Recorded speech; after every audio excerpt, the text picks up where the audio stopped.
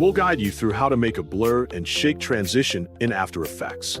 If you find this helpful, don't forget to like and subscribe. First, open Adobe After Effects on your computer and wait for the program to load completely. After the workspace appears, create a new composition to begin your project. Set the composition settings you need, then confirm to open the timeline. Next, import 2 video clips from your computer into the project panel. After the clips have been imported, place both clips in the timeline in the order you want them to appear. Overlap the clips slightly so the transition area is created between them. Once the clips are arranged, select the first clip in the timeline by clicking it. Apply Gaussian Blur from the Effects and Presets panel to the first clip.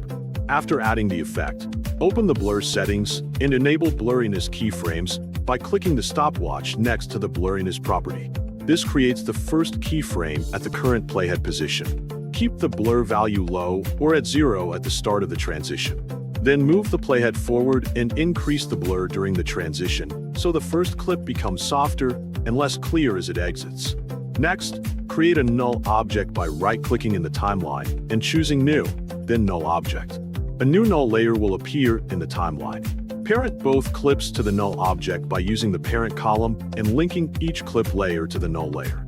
This allows both clips to follow the null movement together. After parenting the layers, select the null object in the timeline. Press P on the keyboard to open the position property. Enable keyframes by clicking the stopwatch next to position. Add fast shake keyframes by moving the playhead in short intervals and changing the null position slightly left, right, up, or down. Continue creating quick position changes so the clips shake rapidly during the transition. After creating the shake motion, switch to the second clip in the timeline. As the second clip becomes visible, reduce the blur back to 0 so the new scene appears clear and sharp.